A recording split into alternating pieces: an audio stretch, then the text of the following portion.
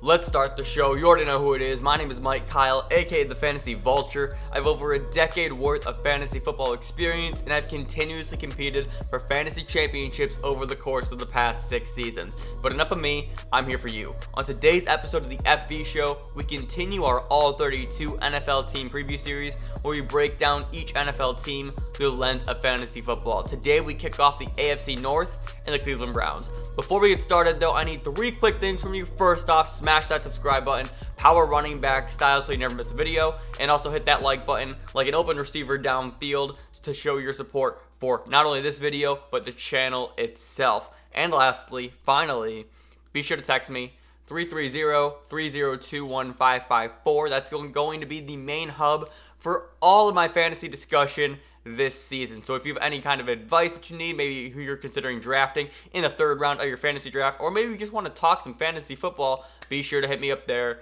But if you want to follow me on all social media platforms, you can at FFVulture, and of course the website is ffvulture.com. Alright, let's just jump right into it. This is a team that I'm very excited about because there are a lot of fantasy relevant players here.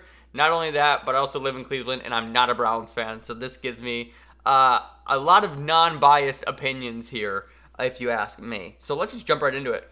We're going to be talking about the Cleveland Browns. They got a lot of players, as I just said. They also have a brand new head coach in Kevin Stefanski. And Stefanski's been a guy who's been on the fringe of becoming a head coach for quite a while, but he does finally get his opportunity here in Cleveland, coming over from the Minnesota Vikings where he was the offensive coordinator. Now, the first thing I said when this move was made was this makes a lot of sense for Stefanski, and this offense pairs up very nicely to the offense that he had in Minnesota with the pieces there. So I'm going to quickly draw up some comparisons before we even get started talking about Baker Mayfield, just to kind of illustrate this point. So each team pretty much has, let's just run through it, 1, 2, 3, 4, 5, 6. I believe it's 6 players. Hang on, let's just 1, 2, 3, 4, 5. I lied, it's 5 players. Both teams pretty much have 5 players that can easily be translated stylistically between one another. So let's start off with Baker Mayfield. Obviously, Baker Mayfield's comparison here from Minnesota is Kirk Cousins. These are 2 guys who can throw the ball quite a bit, but they're better when they are in that game manager role and when you kind of give them a short leash and a short rope to play the game. Next, we have Dalvin Cook, and his comp is the Browns' Nick Chubb. Just 2 very great running backs who can very much lead a team's offense pretty much with no problems whatsoever. And then we have the wide receiver core. So for this, I compared Jarvis Landry to Adam Thielen, just 2 slot guys who are extremely consistent week in and week out. And then from the talent perspective, as the X receiver, we have Stephon Diggs and Odell Beckham Jr. Now, Odell Beckham's probably a lot more talented than Stephon Diggs, admittedly, but I still just think that having both those guys as an X receiver in the NFL is going to do wonders for your offense. And then lastly, the tight end position. Austin Hooper is a better version of Kyle Rudolph over there in Minnesota, and I think, but nonetheless, still, you are going to see use out of Austin Hooper at this position just because of how useful Kyle Rudolph has been in years past for Minnesota. So I do think that these pieces translate really nicely from one team to the next for Stefanski, and that's why I'm actually very confident in this offense. I'm just not entirely sure who's going to hit their ceilings and who isn't. So let's start off with Baker Mayfield, and before we even talk about the Browns this season, we have to acknowledge the fact that what a disappointment they were last season, because last season was an absolute train wreck for this team. They were a team that came in they were basically, what's the right word? They were basically a pimped out Subaru, essentially, right? You thought they were going to be super sick, super nasty, and then you're just like, this is fine, right? It looked better on paper than it did in real life. And Baker Mayfield's a massive part of that. So last year he finished at quarterback 19 overall, and his stats were nothing impressive whatsoever. He had 317 completions, 533 pass attempts, just a shade over 4,000, or just a shade under 4,000 yards. So that's actually pretty impressive.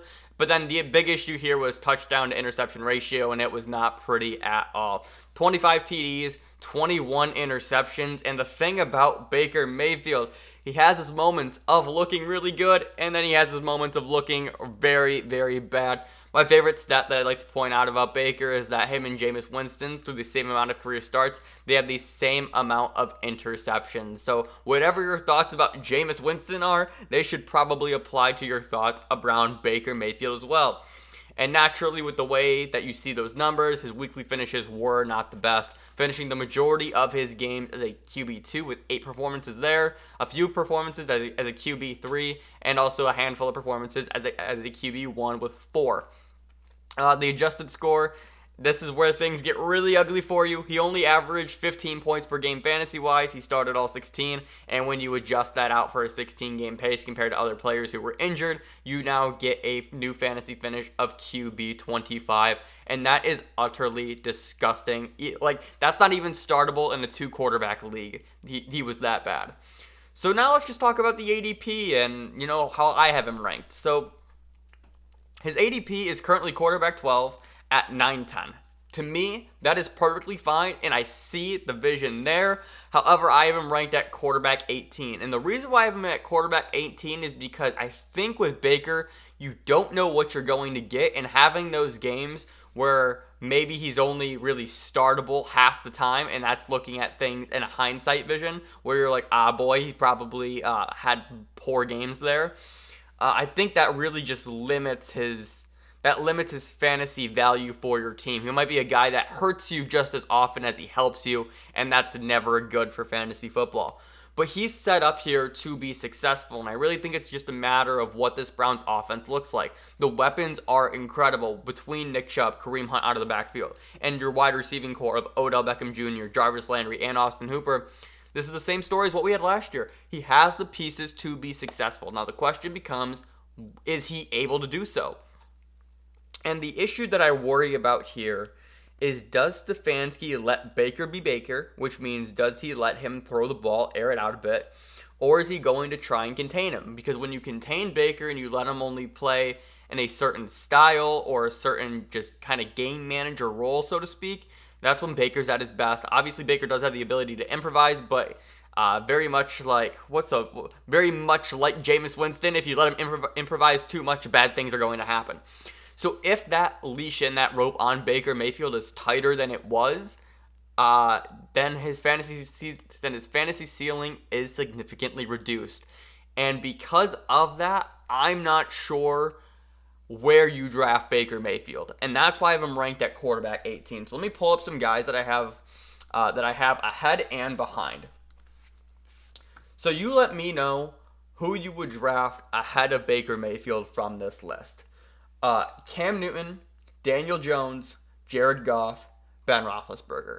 Those are my 14 through 17, with Baker being 18. Of that list, the only person who maybe I would adjust to slide back is Daniel Jones, and that's just once again because that Giants schedule is so awful. But Daniel Jones showed the ability last year to where he can throw the ball and put up numbers and have some sense of a rushing upside as well. So that's kind of why I have him there. And if this Giants schedule is as daunting as it looks like it's going to be, they're going to be behind, and that means that Daniel Jones can air it out continuously no matter what and be kind of game script proof in that way. And then behind Baker, I have Ryan Tannehill, Phillip Rivers, Joe Burrow, Kirk Cousins, Gardner Minshew, Drew Lock. And so this area of quarterback feels about right to me. When I talk about rankings, the one thing that you've probably noticed if you've paid attention to a few of these videos so far is I like giving context to who I have around these players, so that way you can kind of get an understanding of where this player fits in the pantheon of the position, right? Because if I say quarterback 18, you might look at that and say, oh shit, that's way too low for Baker Mayfield with all the weapons that he has. But then once I give that context of, would you rather take Cam Newton or Baker Mayfield this year? Would you rather take Jared Goff and that Rams offense with their receivers or Baker Mayfield? Would you rather take Big Ben coming off of injury, but a guy that we've seen throw the ball 600 times a year? Would you rather have him over Baker Mayfield? So just really providing context into who and where I have above and behind each player is really important for me. Ultimately, if you take Baker Mayfield as a QB12 and in the 9th round, I'm perfectly fine with that. There are a few options who I would have ahead, like I just said. But with Baker, again, you just don't know what you're going to get. And that's what scares me, and that's why I don't know if I want to take the risk on Baker Mayfield this season. There are just other quarterbacks I think I would rather have. But the upside for Baker Mayfield, like we can't just dismiss that, right? If things go right this year for the Browns, and this would be more so kind of a post-hype sleeper kind of player, I mean, Baker Mayfield could be a top 5 quarterback this year. There is multiple worlds where that happens. Top 10, very likely. Top 5 wouldn't surprise me at all. So if you want to take that dart throw, it's not even more so a dart throw. If you want to take the gamble on Baker Mayfield, go ahead. I won't stop you. I totally understand. I'm just not sure if I'm confident enough in order to take that risk on. Now let's talk about a guy that I have a bit lower than the consensus again, and that is Nick Chubb. And Nick Chubb is a phenomenal NFL running back, and he had a lot of things go poorly for him last season. I remember just watching a few Browns games, and there were multiple times. I mean, I believe there was even a whole series during the Ravens game where they were on the goal line from at like the 2 or 3 yard line. They ran the ball 4 straight plays, including on 4th down, and Chubb just didn't get in the end zone. There were multiple times where that happened. And so Chubb finished last season as the running back 6 and 7 in standard and PPR formats respectively. And that number probably could have been higher because his touchdowns were so limited, even though he had 8 last season. But let's talk about what Chubb. I mean, Chubb was incredible pretty much all last year despite that. Just under 300 carries, 36 receptions, which was a little bit higher than some people projected. He had 1,494 rushing yards. He was so close to breaking 1,500. I believe he was only a few yards away from beating out Derrick Henry for the leading rusher of last season. 278 receiving yards and 8 touchdowns, like I just said. And then when you take the adjusted score, 14.8 points per game, 16 games played, new finish of running back 10. And that more accurately kind of represents the shortage of touchdowns, I think, in my opinion. Now, looking at his weekly finishes, Chubb was really good for you, just super solid overall, pretty much all year for you. He had 6 games as the running back 1, 2 games as the running back 2, and that's really what you're looking for out of a guy like Nick Chubb, where I believe you drafted him probably in the 3rd or 4th round of draft last season, and he did have a handful of games as a running back 3 or worse. Now, his ADP is where this gets interesting. So his ADP is running back 10, going at 201, and what this means is you are betting on the Dalvin Cook effect, in my opinion. With this offense that now probably puts Baker on a little bit of that tighter rope, that means that the running back is going to have so much more value to this Browns team, even though it was incredibly valuable last year. I mean, nearly 1,500 rushing yards is nothing at all to scoff at, and nearly 300 touches. So you are betting on this positive regression for Nick Chubb, and I think that's a safe bet to take. I mean, he's just such a dynamic running back. He's so good. I can't put into words. Like, there are just plays where he makes the opposing defense look silly. All of that said, I do have him ranked at running back 14, and I don't know if that's more so a flaw with Chubb, but more so just how deep the running back position is this year at the top. Let me pull up the rankings. I just had them. Where did they go? So I'm going to once again read you some names, and you're going to tell me what players you think should go behind Nick Chubb. I think the consistent 9, the 9 that I have for sure, I think this is where you can kind of start asking yourself these questions. Miles Sanders or Nick Chubb? Josh Jacobs or Nick Chubb? Todd Gurley in that new Atlanta offense or Nick Chubb? Austin Eckler or Nick Chubb? And those are the 4 guys that I think you can really actually have that discussion around. But other than that, I think that's pretty much like, I feel like Chubb to me represents that tier gap from tier 2 to 3. He's the last person in that tier 2. Well, no, he'd be that tier 3 because the top 9 are kind of split up into two there. So I apologize. Now that tier 3, tier 4. So the guys I have behind Chubb then are Leonard Fournette, Chris Carson, Melvin Gordon, Clyde Edwards-Helaire, David Johnson. That makes sense, especially in PPR formats, which is where my rankings are based out of. I feel like I should clarify that again. I usually use half point just because then you kind of get that hybrid between a standard and a full point PPR. So it's just a nice little middle ground to always use. Because with those first 4 guys that I mentioned with Sanders, Jacobs, Gurley, and Eckler, you are going to get that receiving work, and they are pretty much the only guys in their backfield. And then with Chubb, you are going to be splitting work with Kareem Hunt, and we're going to talk about in just a moment. And then you're going to start getting into these players who may have competition in their backfield as well. Overall, Nick Chubb, perfectly fine fantasy running back. He's going to do great things for your fantasy team. And the fact is, he could probably finish as a running back, top 10 running back, if this offense shifts with a more focus towards the running game, especially given the fact that Stefanski is coming over from that Minnesota offense where they had a lot of success running the ball last season. Now, to me, the most interesting player here on the Browns is Kareem Hunt, because honestly, I'm not sure what to do with Kareem Hunt. Kareem Hunt is an incredibly talented running back who unfortunately had a few instances of misconduct, and that led his pretty much entire NFL career, for now at least, as it looked, to be kind of flipped upside down because he was so amazing in Kansas City. He had his incident, and now here he is being the 1A, 1B to Nick Chubb. And the reason why they're 1A, 1B to me is because these two players have very, very different skill sets. I don't want to talk about the 2019 finish all too much, just because he was suspended for the early part of the season, so that doesn't help anything. And then I really just kind of want to focus on the adjusted score because that gives a better reflection of where Kareem Hunt would have actually finished at. So while he was active and while he was playing, he averaged just over 9 points per game. He played in 9 games, and his new finish was running back 36.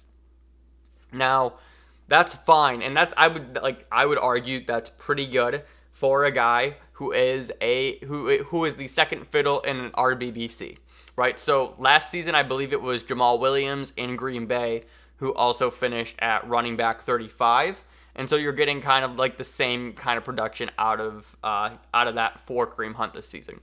Last year, when he did play, though, he had 5 games as a running back 2 and 1 game as a running back 3. But those 5 games, that's something that is a really important factor to talk about. That means that Kareem Hunt, when you are starting him, you are getting good games from him, and you are getting consistent production. And that's just something that we really like to see from a backup running back. He's a guy where maybe you aren't comfortable starting him as your running back 2, but that's a consistent flex play for you almost week after week. Now, looking at his stats, just in those 9 games, he had 37 receptions and 43 carries. So, I mean, we just saw Nick Chubb played all 16, and he only had 36 catches. Yeah, well, Kareem Hunt had 37 in just 9 games. So we know that number is going to increase, and we can probably say that it doubles. Probably anywhere between 55 and above receptions for Kareem Hunt this season. I'm really excited about him in PPR formats because there has been some talk about him potentially being on the field as a wide receiver. So you would have both Chubb and Hunt on the field at the same time, which creates a lot of interesting combinations for fantasy specifically. Receiving yards, 285, and then 3 touchdowns. So I'm totally cool with this. And now if we look at the ADP, I'm pretty much in agreement with ADP. ADP has him at running back 29 in the 7th round, and I have him ranked at running back 30.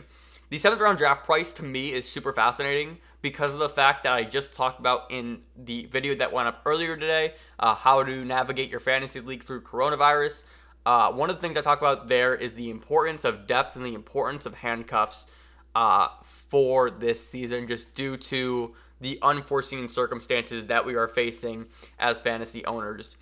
And Kareem Hunt fits this mold perfectly. I think another guy who's comparable is Latavius Murray. Both these players have standalone value in and of itself.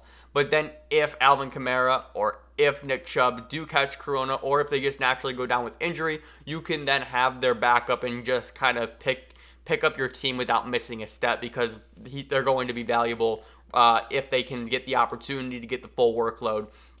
But not only that, they do just have standalone value where you can probably play them as a flex play and be perfectly fine if you have to. Now that 7th round draft price, normally you might be like, it's kind of steep for a backup running back, but to me, I don't see the issue with it at all. Because if you were to draft Nick Chubb And if you were to draft Kareem Hunt, I think like you can play both of them at the same time because their roles in this offense are so different. Nothing overlaps here.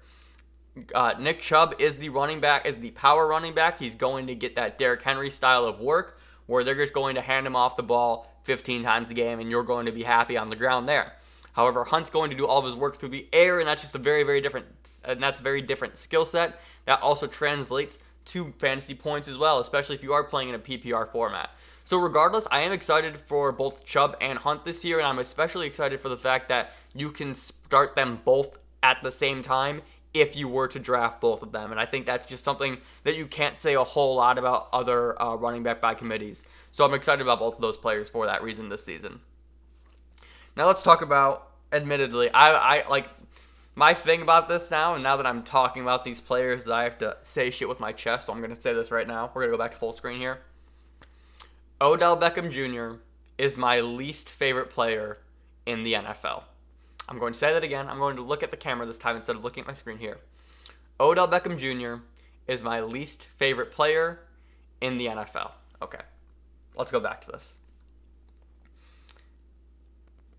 When Odell Beckham was traded to the Browns, first off, my jaw dropped because, oh my goodness, what a get for the Browns. But also, I have been burned by Odell Beckham in the past, and I feel like it's happened multiple times.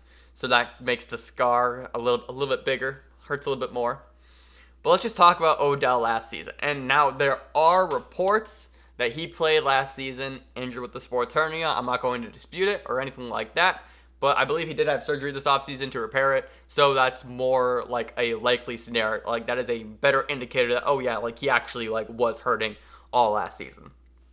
So Odell Beckham absolutely murdered your fantasy team for you if you drafted him. If you drafted him high in your draft last season. His standard finish was wide receiver 31, and his PPR finish was wide receiver 26. This was a guy that you probably drafted in the top 2 rounds of your fantasy draft, and that's just unbelievably disgusting. His weekly finishes: 2 games as a wide receiver 1, 4 games as a wide receiver 2, 1 game as wide receiver 3. One of those games as a wide receiver 1, I lost. That was a Monday night game against the Jets. I was up by, I believe it was 30, and he put up 35 in that game. So thank you, Odell Beckham, for once again stabbing me in the chest. Appreciate you very much. His 2019 stats: he had 133 targets, 74 catches, over 1,000 yards, and 4 touchdowns. Now, the number that I really want to focus on here are the catches, the yards, and the touchdowns. So pretty much 3/4 of everything here. The targets, that number is going to stay the same. Everything else should go up. And that's really what I'm banking on for Odell Beckham this season. Those catches, he should have over 100 this season. The yards should be over 1,100 at the minimum. And that touchdown number should just go up because of just how bad that Browns offense was last year and how much better it should be this season. I would expect Odell to have 7+ touchdowns this season.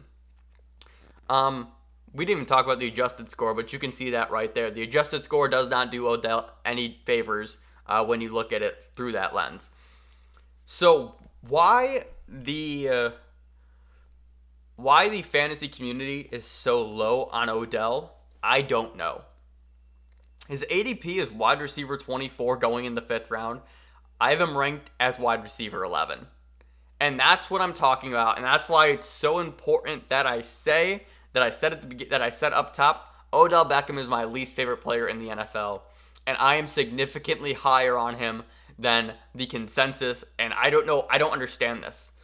He is a player that is so dynamic. He is a player that has the potential. We've seen it before, where he could finish as a top 5 wide receiver, and he's now being drafted as a fringe wide receiver 2, fringe wide receiver 3? Huh? Odell Beckham. This guy, the one-handed catch machine, the guy who has dominated fantasy football before. We're now drafting him where? In the 5th round? Really? You want to give me that player in the... I will take Odell Beckham in the 5th round every single day and 4 times on Sunday. I want to pull this up. I should have had it ready to go. I apologize. Let's see. I have it right here. I'm such a genius. All right. The players that are going around Odell Beckham Jr. are, and I quote, These are the players that are going ahead of Odell. Oh, this list is actually funnier, I think. All right. Keenan Allen, Stephon Diggs, DK Metcalf, Tyler Lockett, Deebo Samuel, DJ Chark, Odell Beckham Jr. In what motherfucking world do you draft any of those players over Odell Beckham Jr.? Please, please. I need to know. What earth are we living in? Earth 97? Earth 74? Whatever the case may be, I'm like, I don't have words for this. I don't understand it for the life of me. Behind Odell Beckham, Robert Woods, AJ Green, Terry McLaurin, Michael Gallup, Juju Smith-Schuster. That can't be right. How is this possible? That's correct. That is correct. And Juju's going to be a guy that we talk about there too. That we talk about later too, because that also makes no sense whatsoever. I just don't understand how we're so low on Odell Beckham. The injury concerns are there, and they've always been there, and we can't just not talk about that, because that is one of the reasons why I've been burned before. Let's pull this up right now. I'm going to type in, let's go, Odell Beckham. All right, here we go. But this is also really important context for you too, right? I'm going to read you the games played for Odell Beckham's career, okay? Rookie season, 12. 2015, 15. 2016, all 16. He had the ankle injury in 2017, so that just killed you. He played 4 games there. And then 2018, 12. And then last season, he played all 16. So, for the most part, we do label Odell as a bit injury prone, but he really has been suitable and consistently on the field for you, despite a nasty ankle injury and then just a few bumps and bruises along the way as well. But he showed last year he'll play through them for you if he has to, or if he's able to, should I say. My rankings for Odell, let's see. Once again, I have him ranked as wide receiver 11. The guys who I have ahead of him, I have Juju ahead of him. I have Mike Evans ahead of him. I have Allen Robinson ahead of him. Behind him, Amari Cooper, A.J. Brown, Adam Thielen, Calvin Ridley, DJ Moore. Again, this to me just feels the spot where it feels right. Odell Beckham is going to have a bounce-back season. Nobody's talking about it, and I can grab this dude in the 5th round.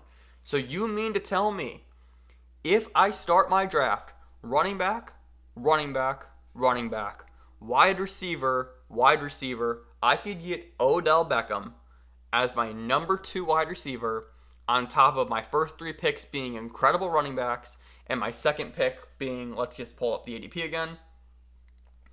Let's see. And my first wide receiver being A.J. Brown, let's just say. I could start the draft like that. Oh my god. Oh my goodness. Even if I wanted to go Allen Robinson. You want to go Allen Robinson and Odell as your 1 and 2 after having 3 straight running backs to start your draft? Oh my goodness. What are we talking about here? Odell Beckham Jr., I'm interested to see where he goes in your drafts, because if he is a guy that stays on the board that long, oh my god. I can't imagine. I cannot fathom that. I've talked enough about this. Now you guys understand. This is, please, just do me a favor. Just do me one favor. Draft Odell in all of your leagues this year, because getting a wide receiver of his talent in the 5th round should be illegal. All right, let's move on. Jarvis Landry. And Jarvis Landry, I just peaked so loud there. I apologize. You probably just hurt your ears. My bad. Jarvis Landry is one of my favorite wide receivers in the NFL. I love this dude, especially for fantasy purposes. His 2019 finish was 14 in standard, 13 in PPR. He was incredible for you last season. 138 targets, that's 5 more than Odell Beckham. 83 catches, 9 more than Odell Beckham. 1,100 yards, which was 1,174 yards, which I think was 100 yards more than Beckham. And he had 2 more touchdowns at 6 compared to Odell. Jarvis Landry was the number 1 wide receiver in Cleveland last year, and nobody talked about it. Now, was that because he had pre-existing chemistry with Baker Mayfield? Probably, but regardless, he was the number 1 wide receiver in Cleveland and just continuously gets dismissed in fantasy football. He had 3 games as a wide receiver 1, 3 games as a wide receiver 2, 4 games as a wide receiver 3. That tells me super startable. Incredibly startable. Yes, the weekly finishes, they are a bit all over the place. But to me, you're still getting a guy that you know you can plug in and you're going to get a good game from regardless. Or at least a startable game from at the very minimum. His adjusted score, this is where things were kind of getting. This is where the adjusted score, though, really focuses on the injuries. And because you have a guy here that finished as wide receiver 13 in PPR, but his new finish is wide receiver 23. 12 points per game. He played all 16. And this is where the adjusted score really does matter because of the fact that if everybody stayed healthy, there's no way he finishes as a top 15 wide receiver. All of that said, though, Jarvis Landry, year over year, continuously outperforms his ADP, and that's probably going to happen again this season. So his ADP is wide receiver 31 in the 6th round, so he's going around it, basically a round and a half later, or basically a full round. What was Odell's ADP again? 503, yeah, so 608. Basically a round later than Odell, which almost gives Odell a little bit more. Actually, you can make the argument that you would rather take Jarvis than Odell because you get to wait another round. So I totally get that as well. But regardless, I have him ranked as wide receiver 29. And the reason why I have him ranked as wide receiver 29 after having a wide receiver 23 finish in the adjusted and a wide receiver 2 finish in 2019 was the fact that, once again, I don't project guys for injury. I just don't think that's fun. So why would we do it? Very, very rarely do we project guys to be injured whatsoever. And these are just things that happen naturally and unforeseen things. So when I have him ranked as wide receiver 29, that's factoring in everybody playing 16. But when you go through the list, I don't know where you can slot Jarvis Landry in and be like, I would definitely have Jarvis Landry over this player. So I have him ranked as wide receiver 29. The guys I have ahead of him I have DK Metcalf, Devontae Parker, Terry McLaurin, Stephon Diggs, Keenan Allen, AJ Green, Jarvis Landry. If I were to pick a name from that list to move him up against, it would be Keenan Allen. And I like Diggs too much. I think Diggs just as a talent is too good. And the Bills, like Josh Allen, I think having him as the quarterback, that's obviously an interesting discussion for a much later date, but just nonetheless. So Keenan Allen to me is the only person that I could probably definitively say I would rather have Jarvis Landry over from that list, and that's just because the quarterback change in Los Angeles definitely hinders Allen, whereas Landry we're getting the same quarterback and the same kind of the same chemistry and just things that'll translate in year 3 now for Landry in Cleveland. My favorite thing about Jarvis Landry is just he's a PPR monster.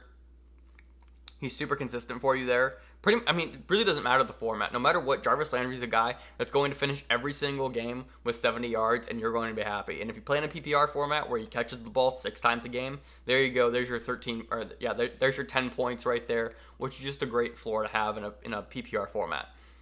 Overall, love Jarvis Landry. I love him every year because of this reason. The 8, that is an incredible ADP for a guy who could finish as a wide receiver 2 and usually just consistently outperforms his ADP. So please give me Jarvis Landry and please just give me Jarvis Landry.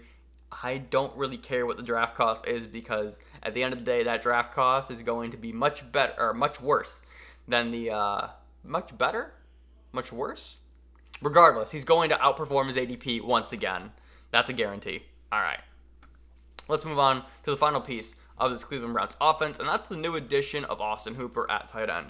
Now, tight end's been a position that the Browns have been lacking in, to say the least, over the course of the past few years. They did draft David Njoku, but Njoku has either been injuries, or has either had injuries, or he's been inconsistent on the field. He has a lot of drops throughout his NFL career. They have not been pretty. But let's talk about Austin Hooper, right? Who they bring in this offseason as a free agent. Last season in Atlanta, he was tight end number 7 in standard and number 6 in PPR. But there was a majority of the season where he was a top 3 tight end. Unfortunately, that injury really hurt him there. His adjusted score, he had 11.9 points per game. He played in 13 games. His new finish was tight end 6. But these weekly finishes really paint the story of how good Austin Hooper was for you. 8 games as the tight end 1, 3 games as the tight end 2, 2 games as a tight end 3. His targets, his stats, oh my goodness, 97 targets, 75 catches, 784 yards, and 6 touchdowns.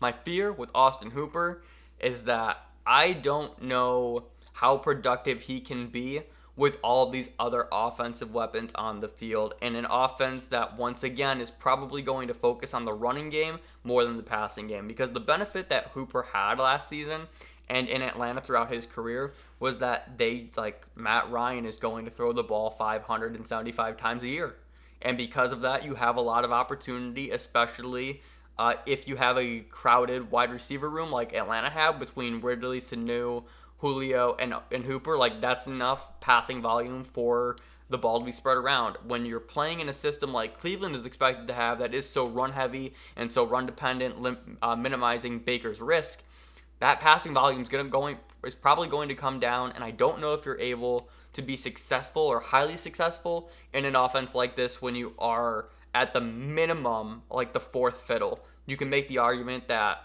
Hunt is more valuable than Hooper in this offense, so it all kind of depends on how you see this thing breaking down. To me, the order goes Chubb, Odell, Jarvis, and then you can pick your spot between Hooper and Hunt. So because of that, I have him ranked as tight end 11. His ADP is tight end 9 at 806. And the players going around him are, let's see. The players going around Austin Hooper right now are Tyler Higbee, Evan Ingram, Jared Cook, and Noah Fant. I would definitely take him over Noah Fant. Who do I have over? That's an interesting question. For me, I have Hayden Hurst above Austin Hooper. I have Jonnu Smith above Austin Hooper. And everybody else is somebody who you would probably expect to be over Austin Hooper as well. So those are my two guys who I have that make up my difference between my rank and my ADP and the ADP for Hooper.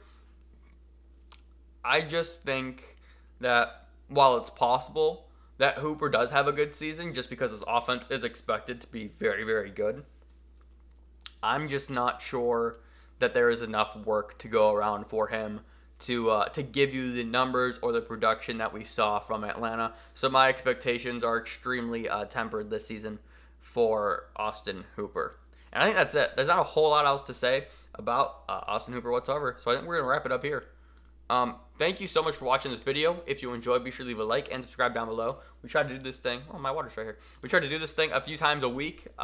2 days, 2 video. I keep messing this up. What is happening? Regardless, we try to upload twice a day. That's what I meant to say. Monday through Friday. Now we're just rhyming all over the place. What is going on? Regardless, be sure to leave a like and subscribe down below so you never miss a video. You can also text me 330-302-1554. That's going to be our discussion hub for all of our fantasy football content this season. But if you're into social media, you can follow me on all social media platforms at FFVulture and check out the website ffvulture.com. Once again, thank you so much for watching, and remember, people come and go, but fantasy championships are forever. Later.